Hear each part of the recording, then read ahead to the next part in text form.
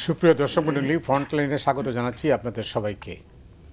দর্শক মণ্ডলী, আমাদের সঙ্গে রয়েছেন অ্যাডভোকেট ফজলুর রহমান, মুক্তিযোদ্ধা, সাবেক সংসদ সদস্য ও বিএনপি চেয়ারপারসনের উপদেষ্টা। স্বাগত জানাচ্ছি আপনাকে স্টুডিওতে। রহিন হোসেন প্রিন্স, সবাই তাকে চেনেন, তার টক শো তারকা, সাধারণ সম্পাদক সিপিবি। আপনাকেও স্বাগত জানাচ্ছি স্টুডিওতে। ফজলু ভাই, আপনাকে দিয়ে শুরু করতে চাই আজকের এই টক শো। অন্তর্বর্তী সরকারের মেয়াদ কবে বা কতদিন হবে, এই নিয়ে কিন্তু গোড়া থেকেই একটা বিতর্ক। তো সর্বশেষ যেটা প্রধান উপদেষ্টা ডক্টর ইউনূস আল জাজিরাকে এক সাক্ষাৎকারে এটা স্পষ্ট করেছেন। তিনি বলছেন যে মেয়াদ 4 বছরের কম হবে, আরও কম হতে পারে, ঠিক সেই রকম আর কি, মানে 4 বছরের কাছাকাছি সময়ের মধ্যে উনি বলতে চেয়েছেন। আপনি কীভাবে দেখছেন এটাকে? আপনাকে অসংখ্য ধন্যবাদ। আমার ভাই বাংলাদেশের কমিউনিস্ট পার্টির secretary general Rohin Hossain Prince, আপনাকেও আমার অনেক বেশি শুভেচ্ছা। যারা শুনছেন তাদেরকে সালাম, আসসালামু আলাইকুম। আমি ওই দিন কয়েকদিন আগে আপনার সঙ্গে এককভাবে এইখানে বসে একটা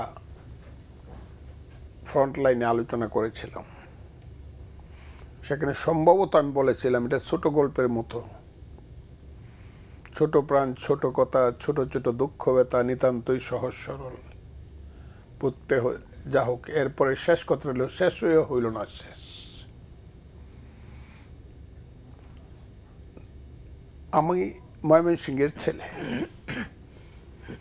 গ্রেটার ময়মনসিংহের ছেলে। গ্রেটার ময়মনসিংহে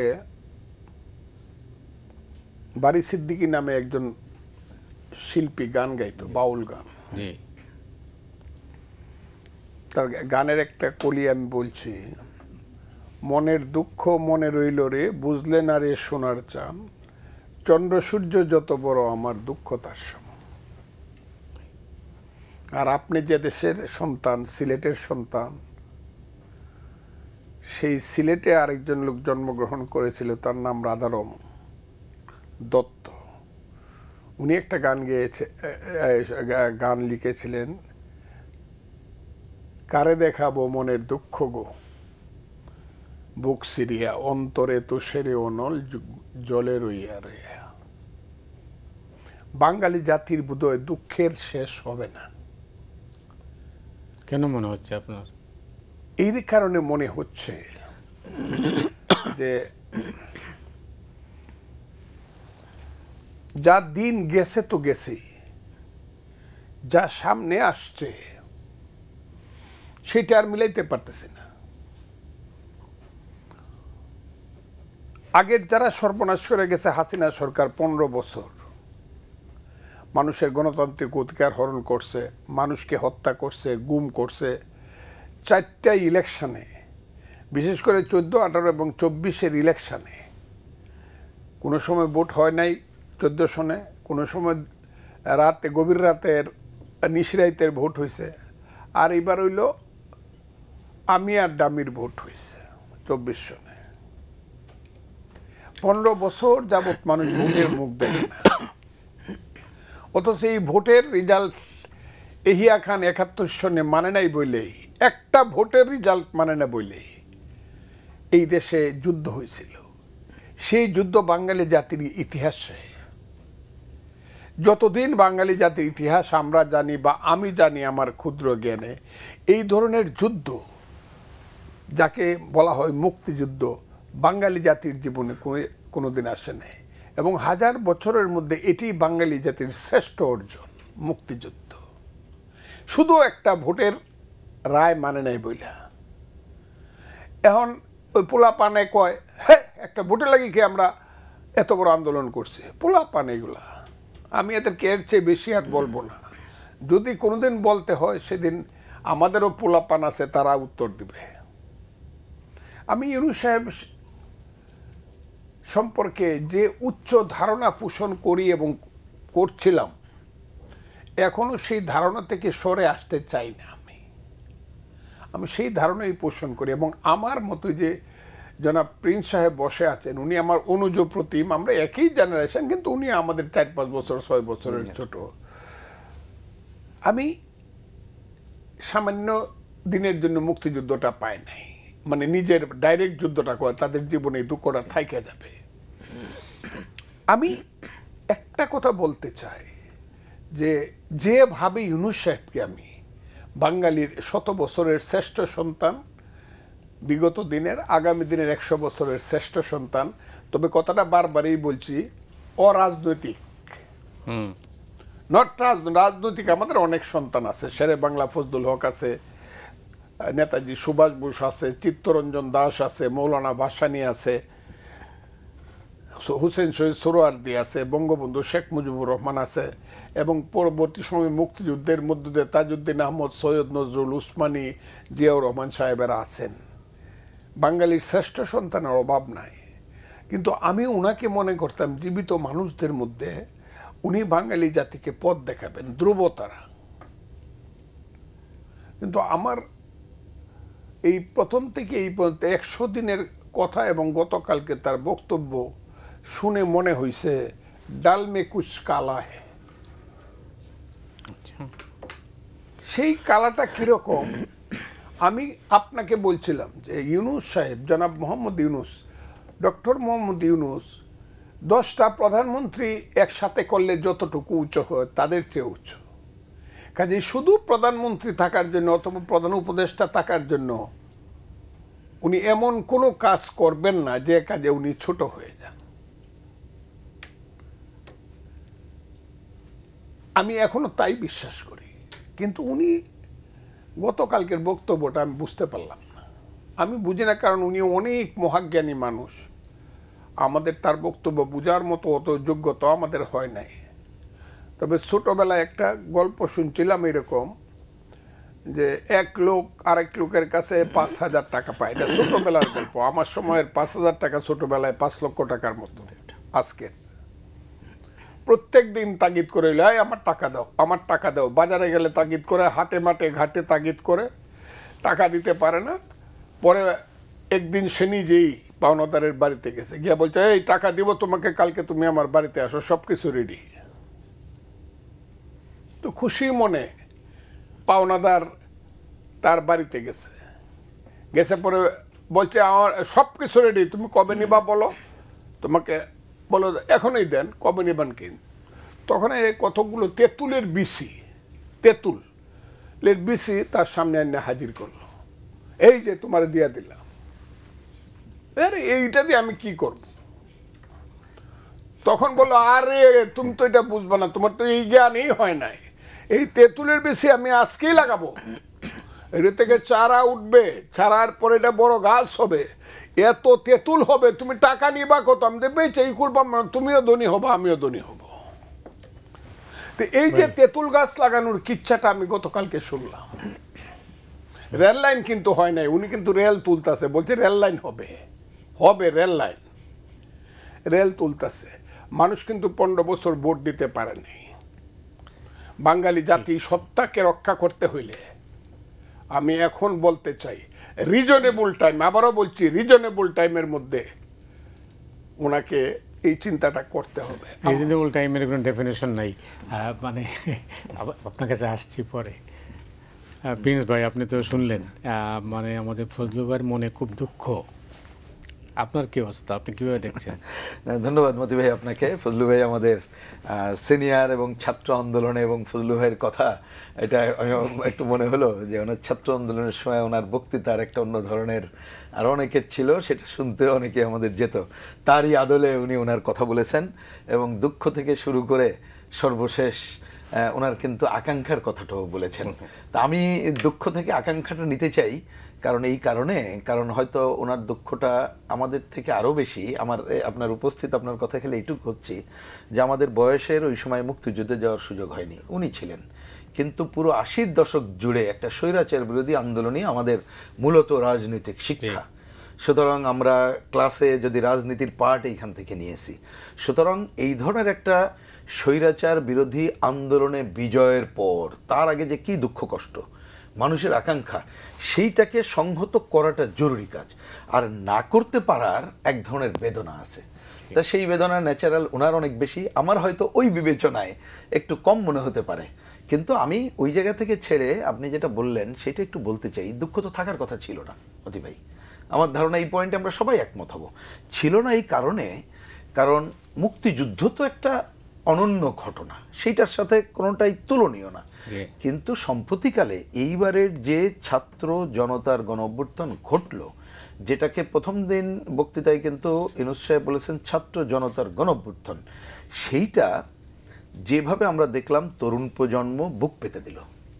এবং পুলিশ বলল খালি যেটা মরে সেইটা শুধু না, অন্যরাও আসে, যা অতীত দিনে দেখি না। আমাদের সময় একজন মারা গেলে লাশটা নিয়ে কোনোভাবে যে অন্য কাজ করছে, এইটা শুধু তা না, এত হাজার হাজার আহত। ওনার বক্তৃতায় কালকে যেটা বললেন 20,000-এর কথা উনি বলেছেন, 19,900 কতজন, কংক্রিট ওনার বক্তব্য।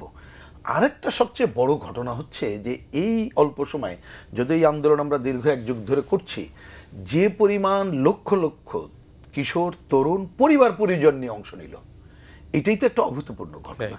সুতরাং সেই আকাঙ্ক্ষা ভেস্তে যাবে, এইটা কোনোভাবেই কাম্য না। আমার বক্তব্য হতে দেওয়া যাবে না, এখন হতে দেওয়া যাবে না বলছি। এখন শব্দ আমাদের হাতে, বাস্তব কথা হচ্ছে হাতে হচ্ছে অন্তর্বর্তীকালীন সরকারের।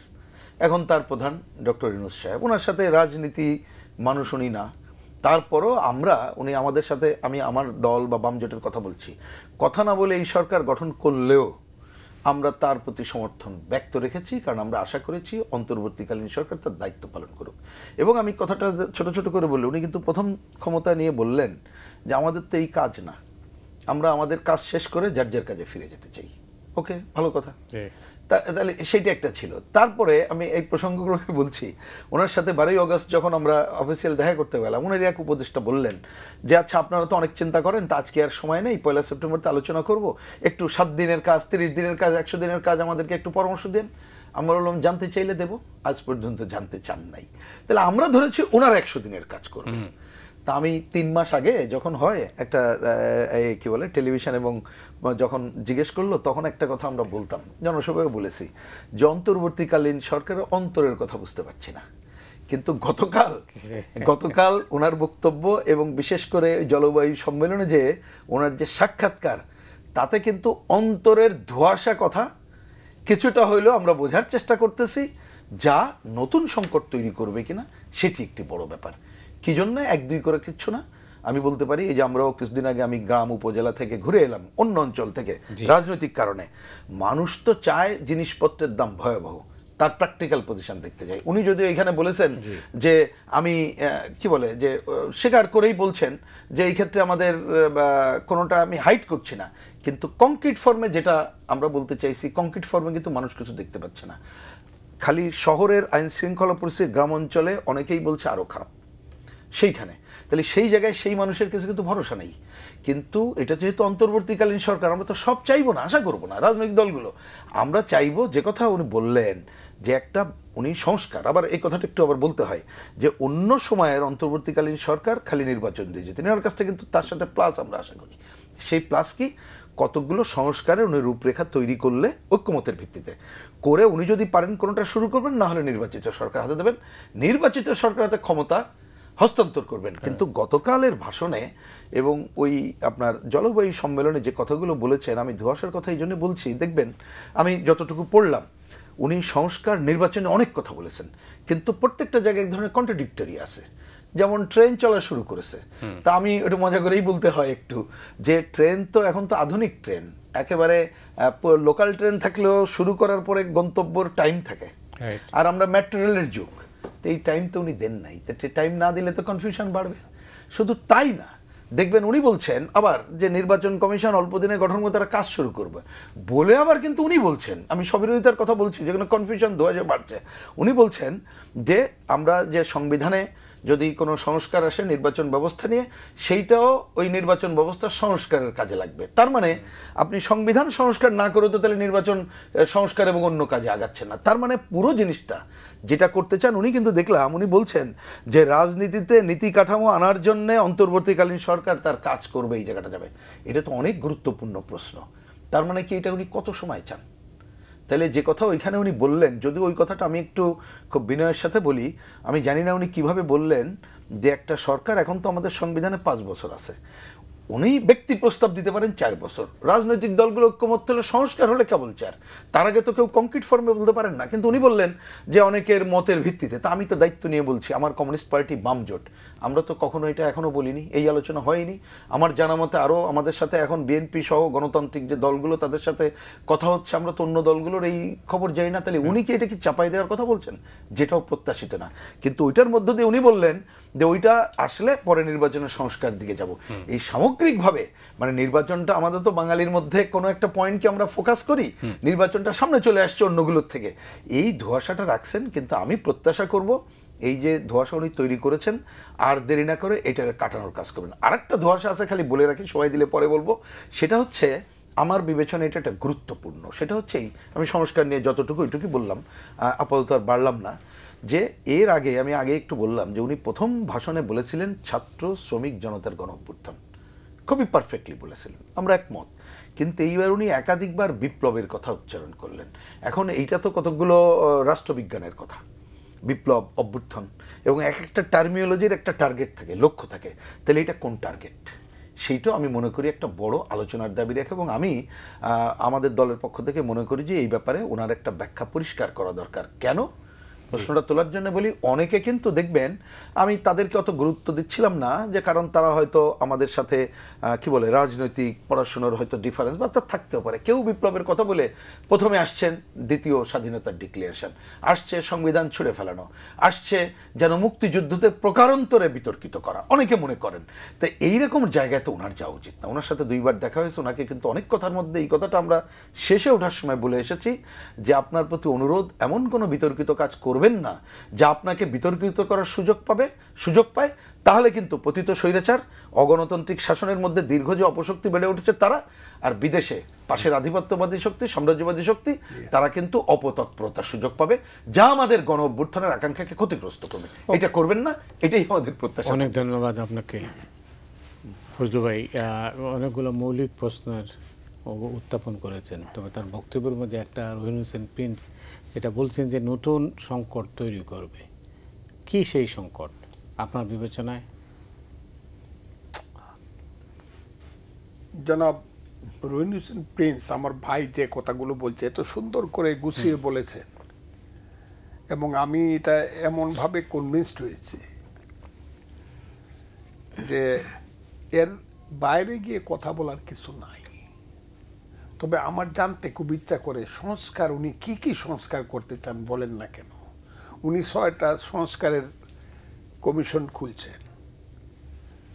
সেই 6টা সংস্কারে যদি হ্যাঁ পরে 10টা, 6টা আরো 4টা, পরে আরো 4টা, 10টা, আই এম সরি না, ঠিক আছে। কিন্তু উনি 6টার কথা বলেছেন গতকাল। আমার ভয় লাগে কেন জানেন? আমার ভয় লাগে এই কারণে যে আমি যখন এই পোলাপানগুলার কথা দেখি, আমি এখনো পোলাপান বলতেছি কিন্তু এদেরকে, আমি যে এদেরকে পোলাপান দেখি, এরা যে কথা বলে কতগুলা, যেমন একটা ছেলে বলছে আজকে, এবং এরা এত ক্ষমতাশালী যারা ইচ্ছা করলে ইউনূস সাহেবকে যে কোনো কথা শোনাতে পারে। সে বলছে সমস্ত হত্যাকাণ্ডের বিচার হওয়া ছাড়া নির্বাচন হবে না। আমি একজন লয়ার সুপ্রিম কোর্টের, এবং আমি ক্রিমিনাল সাইডে প্র্যাকটিস করি। আমি বাংলাদেশের সিনিয়র অ্যাডভোকেট, এটার একটা স্পেশালিটি আছে। যে যত 1 লাখ ধরনের অ্যাডভোকেট আছে এর মধ্যে হয়তো বা 100 সিনিয়র অ্যাডভোকেট আছে, আমি তার একজন, অফিসিয়ালি নন অফিসিয়ালি। আমি বলি একটা মার্ডার কেস এফআইআর থেকে ধরে এপিলেট ডিভিশন পর্যন্ত যদি একজন লোকের ফাঁসি হয় অথবা যাবজ্জীবন হয়, যেগুলা বর্তমান সরকারের স্বৈরাচারীদের বিরুদ্ধে হচ্ছে, শেখ হাসিনা সহ এইসব কুলাঙ্গারদের বিরুদ্ধে হচ্ছে, এগুলার বিচার তো কমপক্ষে মানে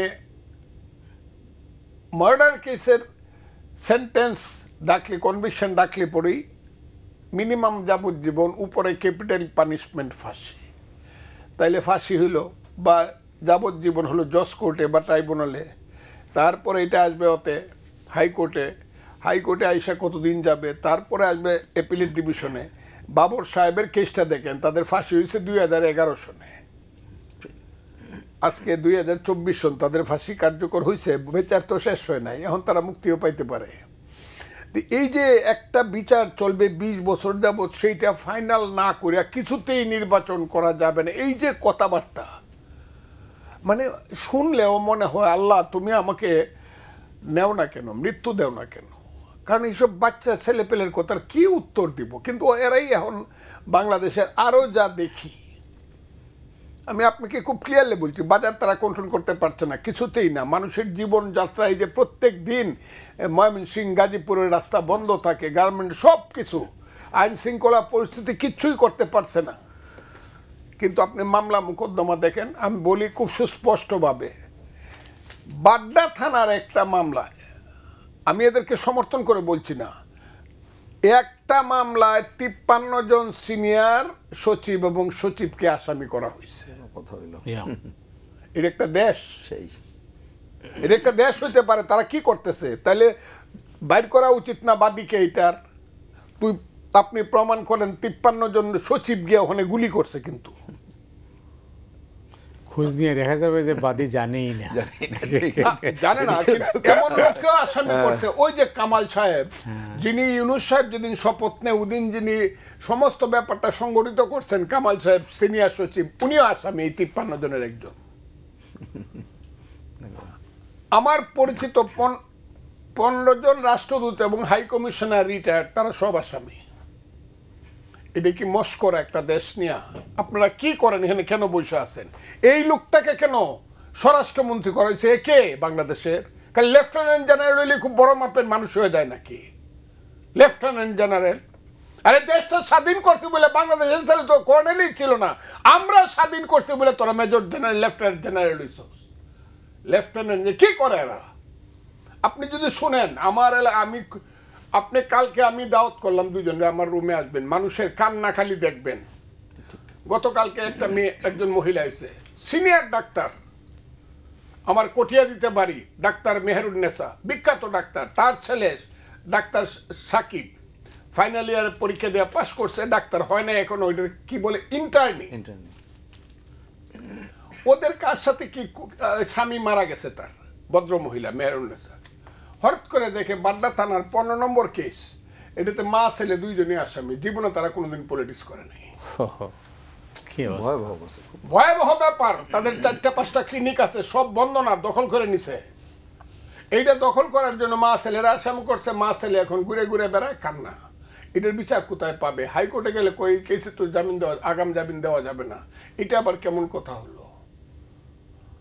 আমি আপনাকে খুব দুর্ভাগ্যজনকভাবে বলছি, এটা আমার দুর্ভাগ্য, বাসানটেক থানা একটা মামলা হয়েছে, তার সমস্ত আসামি হইল আমার তারাইল থানার, এবং তারাইল থানা বিএনপির 15 বছর যাবত যে এসএলটি সেক্রেটারি আছে লিটন হইল আসামি, তার সমস্ত কমিটি বাড়ি হইল তারাই, আসামি হয়েছে বাসানটেকের। জীবনে কোনোদিনে আসেও নাই, দেখাও নাই, আসামি হয়েছে। ওদের বাড়িতে গিয়ে পুলিশে দৌড়াইতেছে, আর এখান থেকে ফোন করে কইতেছে জনে যদি 5 লাখ করে টাকা দাও তাহলে ছেড়ে দেবো। এটাই আসল ঘটনা। এই যে একটা সরকার চলছে, হ্যাঁ, বাদ দেওয়ার ভাতার না, কিল মারার গুসাই, জিনিসপত্রের দাম তুমিও করতে পারো না, মানুষের শান্তি দিতে পারো না, ঘুম দিতে পারো না, তুমি হাজার হাজার মানুষের নামে মিথ্যা মামলা কারা করতেছে এদেরকে ধরো।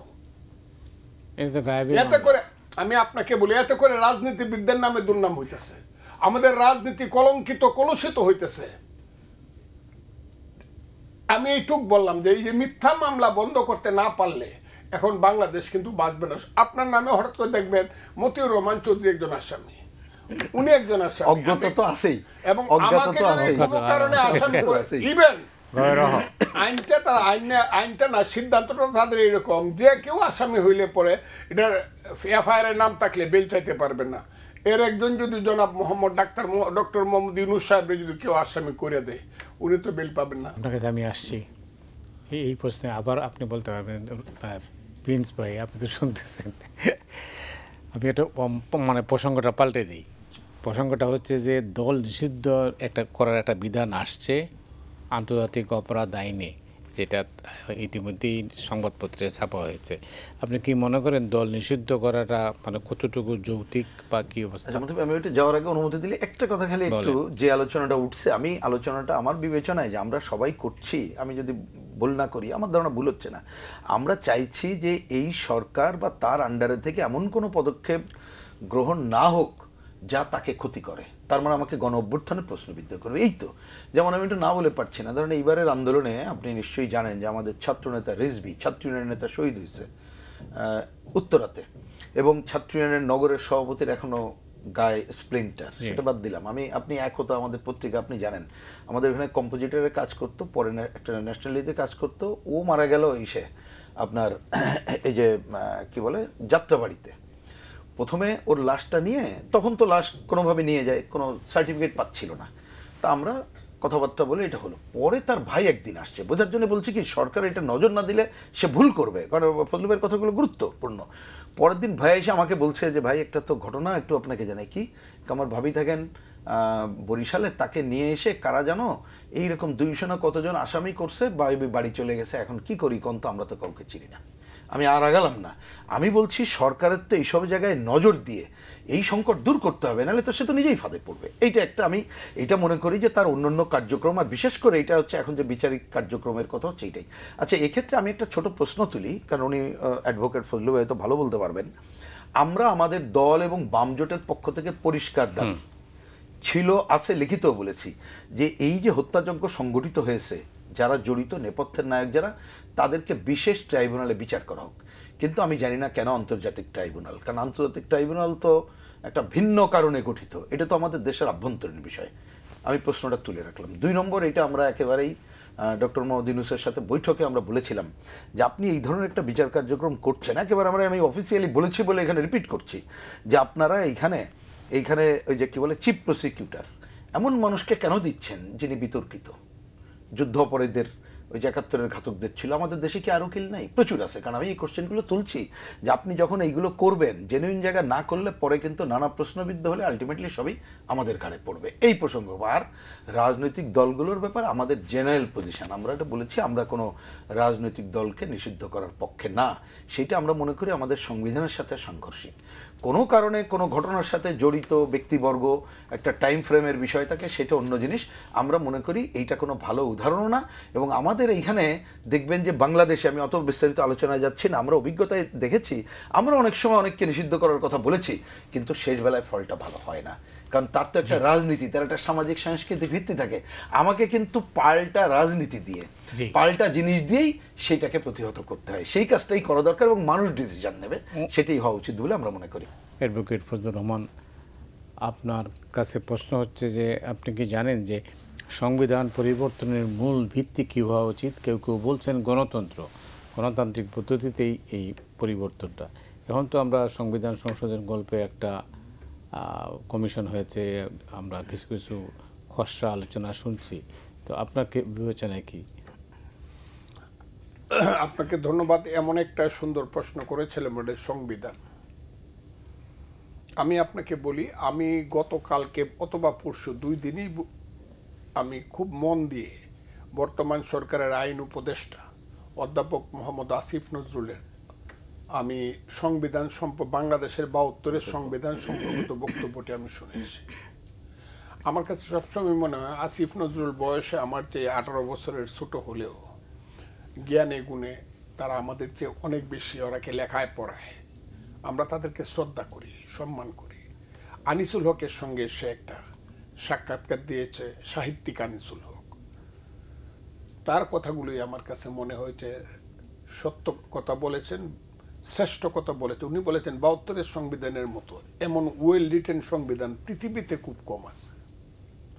এবং উনি বলেছেন 72 সনে যে 34 জন লোক সংবিধান কমিটির ছিলেন, মানে মেম্বার ছিলেন, headed by mister doctor Kamal Hossain, তাদের মতো উকিল, তাদের মতো আইনজীবী, তাদের মতো জ্ঞানে মানুষ বাংলাদেশে আপাতত আর আসবে না। উনি নিজে বলেছেন যে 34 জন লোক, আমি যদি আপনার কাছে নাম বলি, শরীর শিহরে ওঠো, আসাদুজ্জামান খান, মনোরঞ্জন ধর, ব্যারিস্টার আমিরুল ইসলাম, ক্ষিতীশ মন্ডল, এইরকম বহু লোক, আব্দুর রহিম, এরকম বহু আইনজীবী আমি নাম বলতে পারি আপনাকে, হাফেজ হাবিবুর রহমান, বিখ্যাত ব্যক্তি এরা, ব্যারিস্টার মুনতাকিম চৌধুরী, এরা মিলে একটা ড্রাফট করেছে। 309 ঘন্টা বিতর্ক হয়েছে।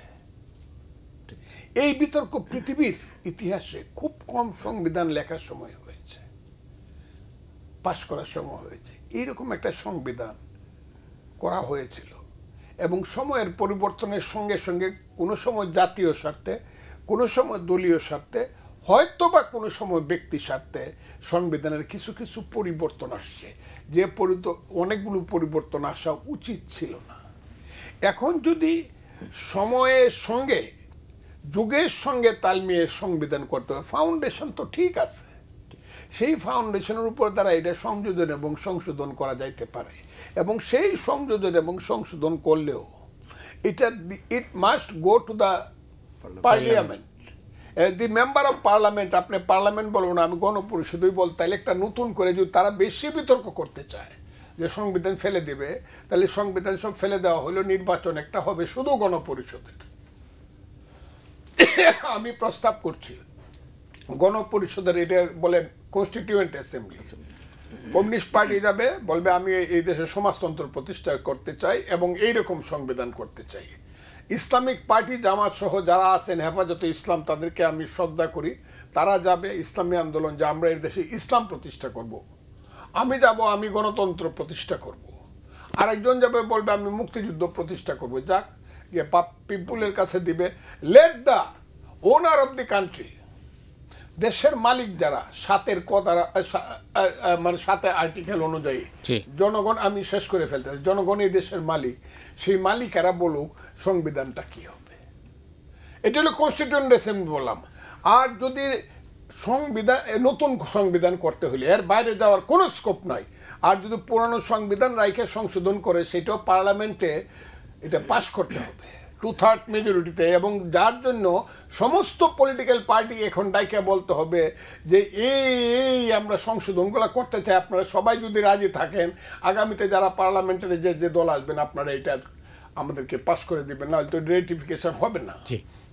আমার কথাটা কি আপনি বুঝতে পারছেন? কাজে আমি আপনি যদি শেষ কথাটা বলতে চাই, একমাত্র পথ খুব যৌক্তিক সময়ে, এইটা 4 বছর না, এটা 4 বছর না, কিছুতেই না, খুব যৌক্তিক সময়ের মধ্যে, এটা it may take only 1 year, 1 year 6 months maximum, এত লাগার কথা না। That will be. আর কি সংশোধন তারা কি করতে চায়? তারা যদি সব সংস্থা করে ফেলতে চায়, এত জ্ঞানী গুণী মানুষ, তা এই দেশে যারা পার্লামেন্ট মেম্বার যারা হবে, তারা কি করবে? এখানে আঙ্গুল চুষবে বসে বসে পার্লামেন্টে, তাদের আর কোনো কাজ নাই নাকি? সব সংস্কার করে দিবে। ফজলুল ভাই, অনেক ধন্যবাদ আপনাকে। রুহুন ভাই, আপনি বা আপনার মানে পার্টি পজিশনটা কি সংবিধান প্রশ্নে? আচ্ছা, আমি সংবিধানের 3টা কথা ছোট ছোট করে বলি। আমি সেই দিক থেকে, তাহলে আমি সেই দিক থেকে আসি।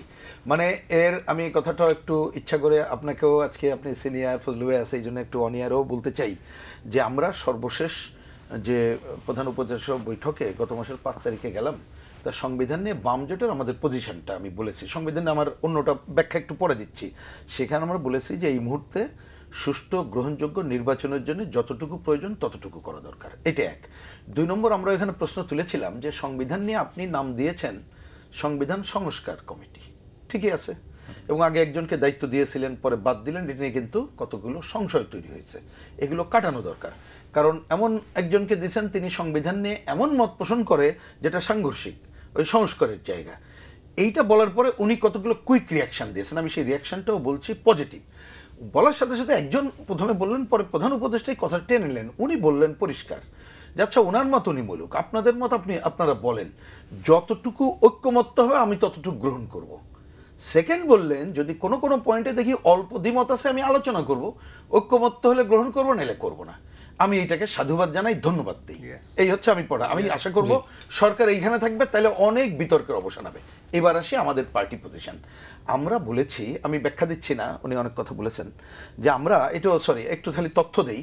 1972 সালের যখন এই সংবিধান প্রণীত হয়, 17ই অক্টোবর, 4 নভেম্বর তো হলো, 17ই অক্টোবর তৎকালীন আমাদের পার্টির কেন্দ্রীয় কমিটির পক্ষ থেকে কতকগুলো প্রস্তাবনা হাজির করা হয়েছিল বিকল্প। আমাদের কাছে মনে হয়েছিল এটা আরো আলোচনা দরকার এবং এই কাজগুলো দরকার, এবং ওই সময় বাংলাদেশ ছাত্র জনতার কতগুলো রিকমেন্ডেশন দিয়েছিলেন, মহিলা পরিষদও দিয়েছিলেন। তার কিছু গ্রহণ করা হয়েছে, কিছু হয়নি। প্রসঙ্গক্রমে বললাম, তার মানে এই সংবিধান নিয়ে কোশ্চেন অনেক আগে থেকে ছিল, কিন্তু আমরা মনে করি সংবিধানের মূল ভিত্তি যথাযথই আছে। আমরা যার জন্য আমাদের কমিউনিস্ট পার্টি এবং বামপন্থীদের পজিশন হচ্ছে ৭২-এর সংবিধানের মূল ভিত্তি ঠিক রেখে তার যে অসম্পূর্ণতা আছে দূর করতে হবে। অসম্পূর্ণতা আছে আমরাও মনে করি। তারপর ধরেন নতুন আলোচনা হচ্ছে, যেমন ধরেন ৭০ অনুচ্ছেদ, আমরা ওইটা কি রিভাইভ করবো কেন? আমরা পুরোপুরি বাতিল চাই না। একটা প্রশ্ন আছে, ধরেন আমাদের খালি বাঙালি জাতিসত্তার স্বীকৃতি, আদিবাসীদের স্বীকৃতির জায়গাটা নাই। ধরেন এখন একটা আলোচনা উঠছে যে প্রধানমন্ত্রীর মেয়াদের ব্যাপার, আমরা মনে করি খুবই যথাযথ, আলোচনা হওয়া দরকার। রাষ্ট্রপতির ক্ষমতার জায়গায় আসা দরকার। আমরা যেমন নির্বাচনের ব্যাপারে বলি আনুপাতিক পদ্ধতি করতে হবে, এইখানে দেখলাম বিএনপি তাদের পজিশনটা হচ্ছে দ্বিদলীয়। তাহলে এইটা আলোচনার মধ্য দিয়ে এগুলো সব সংশোধনীর জায়গায়। আমাদের যেমন আরো জায়গাগুলো আছে, যেমন ধরেন আমি আর বাড়াচ্ছি না, যেমন মৌলিক আমরা বলছি অন্ন বস্ত্র শিক্ষা চিকিৎসা বাসস্থান অধিকার, আমরা বলছি এটাকে এমনভাবে করতে হবে যাতে করে রাষ্ট্র এটা দিতে বাধ্য হয়, খালি কথার কথা না থাকে। এই একটা, আর এটা তো সত্য আমাদের এই কাঠামোর মধ্যে অনেক কিছু পরবর্তীতে সংশোধনীর মাধ্যমে যেগুলো করে নিয়ে আসা হয়েছে, তা কিন্তু যখন যে ক্ষমতায় কিছু প্রয়োজনীয় ছিল তারা তাদের ওই নিজের ক্ষমতা এমনকি স্বৈরাচারী কাঠামো অব্যাহত রাখার জন্য করা হয়েছে। সেইগুলো কোনো অসুবিধা নেই, এগুলো আমরা রিভিজিট করি, আলোচনা করি, ওইটা যেটা করা যায় সেইটা করতে হবে। এই ব্যাপারে আমাদের পরিষ্কার। এই হচ্ছে আমাদের জেনারেল, অল্প কথা আমি বললাম। আমাদের পজিশন হচ্ছে এইগুলো নিয়ে যে সংস্কার কমিটি হয়েছে, আমরা বলি আমরা এটা নিয়ে ইচ্ছা করে কোনো বিতর্ক করতে চাই না। এত সবের পরে যারা করেছেন দেশের মানুষের সাথে নিয়ে তারা একটা প্রথমে রিকমেন্ডেশনটা করে যাক, করার পরে ওই যে বললাম প্রধান উপদেষ্টা যে কথা আমাদের উপস্থিতিতে বলেছেন ওই কাজটুকু উনি করুক, যতটুকু গ্রহণ হবে। কারণ ইতিমধ্যে কিন্তু দেখবেন জিনিসটা পরিষ্কার, কমিউনিস্ট পার্টি, বামপন্থী, বিএনপি, অন্যরা কতটুকু বলছে এটা পরিষ্কার কথাই। আর একটা জিনিস যেটা আমি খুব দৃঢ়তার সাথে বলছি, আমি খুব অত ওনার মতো ফজলু ভাই সিনিয়র, উনি যেভাবে বলতে পারে আমি সেভাবে বলতেও চাই না, খুব সফট ভাষায় বলি। মনে রাখতে হবে আমরা তো একটা কি বলবো সাংবিধানিক ধারাবাহিকতার মধ্যেই ওত নেওয়া সহ করেছি, তাহলে এই যে সংশোধনী সেও তো করতে হবে আমার উইদিন আওয়ার ফ্রেমওয়ার্ক। এর বাইরে কেউ যদি মনে করেন ছুঁড়ে ফেলে দেবো, এগুলো বাদ দিয়ে নতুন একটা 47-এর ধারাবাহিকতা নতুন কিছু করব, এইটা সারা দেশকে একটা নতুন এনার্কির দিকে নিয়ে যাবে। সেইটা কিন্তু এই সময় ডিমান্ড করে না। তখন ওনারা রিকমেন্ডেশনটা করুক, যা মনে করেন। আমি আমার কমিউনিস্ট পার্টিতে তো আপত্তি করছি না, ঐক্যমতের ভিত্তিতে যতটুকু সম্ভব। এখন আমরা বলেছি নির্বাচনের যে যা করা দরকার ওইটুকু করুক, আর এটা রেখে দিক আগামীতে যে কোনো নির্বাচিত সরকার তারা এইগুলো যতটুকু হোক জনগণকে সাথে নিয়ে তারা করবে। আর আমরা মনে করি ধরেন এইখানে অন্য একটা আলোচনা আসে যে আপনারা বলছেন জনগণকে সাথে নিয়ে করবেন, নির্বাচনে কমিটি করবে, 90-এর উপরে তো করে নাই। এটা তো সত্য কথা, যার জন্য আমরা বলেছি রিকমেন্ডেশন করার পরে আমরা ধরেন রাজনৈতিক দলগুলো যদি কতগুলো যে ঐক্যমত্য হই, ধরেন এক্স ক্ষমতায় গেল, ওয়াই গেল না, তাহলে ওয়াইও ওইটার জন্য কিন্তু সে মুভমেন্ট করতে পারবে যে এটা ঐক্যমত, এটা করো। আর এইবারের গণ অভ্যুত্থানের মধ্যে জনগণের যে চেতনাটা তৈরি হয়েছে, ধরুন আজকে যদি এই সংবিধান সংস্কারের কংক্রিট ফর্ম থাকতো, আপনি যদি এইটা নিয়ে আলোচনা আজকে করতে পারতেন, তাহলে আমরা কিছু বললে কিন্তু মানুষও চিন্তার জগৎ পাল্টাই যেত। তাহলে ক্ষমতায় যাওয়ার পরে উনি যদি ওই দায়িত্ব পালন না করতো, তাহলে জনগণও প্রেশারের কাজটা করতে পারতো। আমরা মনে করি এইভাবেই যদি আমরা সাজাতে পারি তাহলে সংস্কারের প্রস্তাবনাও রেডি করতে পারবো, আর সংবিধানের যতটুকু ভালো নির্বাচন করার দরকার আপাতত ততটুকুই করা প্রয়োজন বলে মনে করছি। কিন্তু আমরা রিকমেন্ডেশন করার পক্ষে এবং অসম্পূর্ণতা দূর করে ৭২-এর সংবিধানের মূল ঠিক রেখে আগানোর পক্ষে। স্বল্প কথা আমাদের প্রায় শেষ হওয়ার পথে, যেটা ফজলু ভাই বলেছেন যে 1 থেকে 1.5 বছরের মধ্যে তো সব করা কাজ শেষ। আমাকে যদি বলেন আমি এত দেরিও দেখি না, আমি পরিষ্কার বলি, কেন তাও বলি, আমি এটাও বলে দিই, এটা একবার প্রেস ক্লাবের মিটিংয়ে বলেছিলাম, সেটা আমি অন ইয়ারে যেহেতু বলেছি উপদেষ্টা ছিলেন এবং নির্বাচন সংস্কার কমিটির প্রধান ছিলেন। আমি বলেছিলাম যে নির্বাচন সংস্কার যদি প্রধান হয়, ওনাকে দায়িত্ব দেওয়া হয়েছে, উনি তো এই কাজ ধরে গত আমরা 1 দশকের উপরে ধরে করছি, আমি তো মনে করি 15 দিন 1 মাসের বেশি সময় ওনার দরকার নাই নির্বাচন সংস্কারের জন্য। নির্বাচন বললাম, আর সংবিধান সংস্কার এত সরবরাহ যে টিমকে দায়িত্ব দেওয়া হয়েছে, ওনারা যদি এখন খালি রাজনৈতিক দলগুলোর সাথে আলোচনা করেন, এবং কিন্তু আপনি জানেন অতীত অভিজ্ঞতা আছে, নির্বাচন কমিশন আগে যখন আমাদের সাথে কথা বলেছিল তারা লিখেছে যে আমরা এই কমিউনিস্ট পার্টি এই বলেছে, এইটুকু এই কারণে গ্রহণ করলাম, এইটুকু পারলাম না, এই রিকমেন্ডেশন। এইটা আমি দেখি 3 মাসের মধ্যে আস্থায় নিয়ে করা সম্ভব। তারপরে আপনি অন্যটা করেন, আমি তো 1-1.5 বছরও দেখি না, প্রয়োজন নাই তো, কারণ এটা তো আমি সংস্কারের জন্য প্রস্তাবনাটা হাজির করব। যদি আমাদের ইচ্ছা থাকে আরো কম সময় অন্ততপক্ষে এই কাজ করা যাবে বলে আমি মনে করি। অনেক ধন্যবাদ আপনাকে। শেষ করব আমি যে কথাটা মনে করি, আমি উনার মতোই আর একটু ব্রডার ওয়েতে বলি। ইউনূস সাহেব সবার চেয়ে বয়সে বড় এখন। রাজনীতিবিদ যারা অফিসিয়ালি আছেন আমাদের দলীয়ভাবে, তাদের সবার, এমনকি দেশনেত্রী বেগম খালেদা জিয়ার চেয়ে অনেক বয়স, কারণ ওনার দেশনেত্রীর বয়স হলো ৭৯ বছর, ইউনূস সাহেবের বয়স ৮৪ বছর। ইউনূস সাহেব সবার বড়, বয়সে বড়, জ্ঞানে গুণে বড়। এই ব্যাপারে আমাদের কোনো ধরনের রিজার্ভেশন নাই বলতে বা মানতে। ইউনূস সাহেব সবাইকে ডাকে, একসাথে ডাইকা বলুক কি কি করলে পরে বাংলাদেশে আমরা আমার জেনারেশনকে ভবিষ্যতে একটা নিশ্চিত সমাজ ব্যবস্থার মধ্যে রেখে যেতে, একটা নিশ্চিত একটা নিরাপদ সমাজের মধ্যে রেখে যেতে পারবো। আমার ছেলে কানাডায় আমেরিকা চলে যাবে না, আমার ছেলেরা এখানে এইরকম হবে না যে যে আমরা সবসময় একটা কমপ্লেক্সে, ইনফিরিটি কমপ্লেক্সে ভুগবো। সবাইকে উনার ডাকা, উনার কাছে কিন্তু এই সুযোগটা আসছে।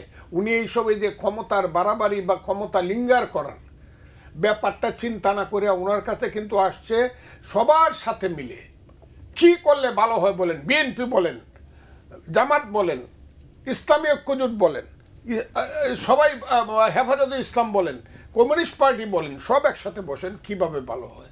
যতটুক মিলবে ওনারা ততটুক করে থুয়ে যাবে, আর কথাটা লেখা যাবে। এর বেশি যদি কেউ পরিবর্তন করতে চায়, they must come through a process of election. তারা জনগণের প্রতিনিধি হয়ে আসতে হবে মেজরিটি নিয়ে, এটা বলতে হবে। দুই হইল,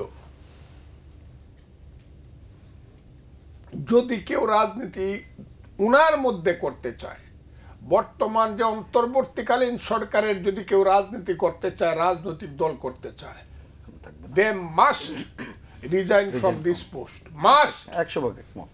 আমরা যা বুঝতেছি জিনিসগুলা কিন্তু ভালো না। আমি কিন্তু উবায়দুল কাদের এবং শেখ হাসিনাকে বলতে, আমার মুখটা খুব, এটা কি মুখ আমি জানি না। আমি বলছিলাম যে হে আল্লাহ হাসিনা আর শেখ হাসিনা সরকারের পতন না করে আমার মৃত্যু দেয়। আমার মুখ খুব খারাপ, আরো আছে অনেক কথা। আমি উবায়দুল কাদের বলছিলাম সাধু সাবধান। আমি তাদেরকে এখন পর্যন্ত এই কথাটা বলি নাই, সাধু সাবধান এই কথাটা বলি নাই। কিন্তু যদি ওই দিকে যায় যে ক্ষমতা থেকে কিংস পার্টি করে আমরা পলিটিক্স করব, আর সবরে আমরা জেলখানার মধ্যে ঢুকাই, আমরা নিজেরা আবার নিশিতে যাই ওই ইলেকশনের, বন্ধুরা ওই ইলেকশনের যদি চিন্তা ভাবনা কেউ করে, তাদের কপালে দুঃখ আছে। হাসিনার যা হয়েছে, হাসিনার সরকারের যা হয়েছে তাই হয়েছে। উনি যে ট্রাইব্যুনালের কথা বললো, আমি ট্রাইব্যুনালের, আমি লয়ার হিসাবে, উনি লয়ার না, আপনি মাফ করে না, আমি লয়ার হিসাবে বলছি। যুদ্ধ অপরাধীদের যে ট্রাইব্যুনালের বিচার হয়েছে, আন্তর্জাতিক ট্রাইব্যুনালের রাজনীতিবিদদের বিচার যতই ভুল করুক, তাদের বিচার আরেকটা ট্রাইব্যুনাল, অন্য ট্রাইব্যুনাল হোক, সেটা আমরা বিশেষ ট্রাইব্যুনাল, আমি এটা বিশেষ ট্রাইব্যুনাল হোক, স্পেশাল, নট দ্যাট ট্রাইব্যুনাল। যুদ্ধ অপরাধ বিচার শুরু হয়ে গেছে তো, এই কথা কিন্তু আমরা ওনাকে অনেক আগেই বলছিলাম। দোষ নাই, আমি তো পারবো না, আমি চাইলে কিন্তু চায়া রাখলাম, কিন্তু আমরা তো ওনাকে বলে আসছিলাম লিখিত। ঠিকই আছে, তাহলে ধন্যবাদ। আমি একটু আমারও বুঝটা ক্লিয়ার করলাম, যেটা আমরা বলেছি আজকেই শেষ হবে না, কথা কিন্তু থাইকে যাবে। ওই যে আমি বলি ১৭৫৭ সনে মীর জাফর দেশপ্রেমিক ছিল, সিরাজউদ্দৌলা ছিল বিশ্বাসঘাতক, কিন্তু ১০০ বছর পরে আইসে হইল মীর জাফর বিশ্বাসঘাতক, সিরাজউদ্দৌলা দেশপ্রেমিক। এইটাই ইতিহাস। কাজে ইতিহাসের গতি যারা পাল্টাইতে চান, কথাগুলো বলে রাখলাম, দেখেন আপনি। এই আমি চাই না রাশেদ খান মেনন, আমি একটা কথা বলি, আমি ওদের কথা বলি, রাশেদ খান মেননের মতো মানুষের বিচার যুদ্ধ অপরাধী ট্রাইব্যুনালে হোক, এটা আমি চাই না। এতে যদি কেউ আমাকে মেরে ফেলুক, আমি আমার অন্য কারো কথা বললাম না। অনেক ধন্যবাদ আপনাকে। প্রিন্স ভাই, আপনার কি 10-20 সেকেন্ড? না, আমার মনে হয় যে আমরা এই যে আলোচনাগুলো করলাম, এটা আমরা চাইবো যে অন্তর্বর্তীকালীন সরকার তারা রাজনৈতিক দলগুলোকে আস্থায় নিয়ে সংকট সমাধান করুক, কোনো নতুন জটিলতা যাতে তৈরি না হয়, সেটা আমাদের একান্ত চাওয়া। অনেক ধন্যবাদ আপনাকে। অনেক ধন্যবাদ। এবং শেষ কথা হইল, নির্বাচন যা বলছি তারা যেন চিন্তা করে, আমি এটাই আমাদের অনুরোধ। অনেক ধন্যবাদ। দুজনকে ধন্যবাদ জানিয়ে আজকে আমরা অনুষ্ঠানটা শেষ করতে চাই। আপনারা দুজনই ভালো থাকবেন। দর্শক মণ্ডলী, আপনারা যারা এই অনুষ্ঠান দেখলেন, আপনাদের সবাইকে ধন্যবাদ জানিয়ে আজকের মতো এখানে বিদায় নিচ্ছি।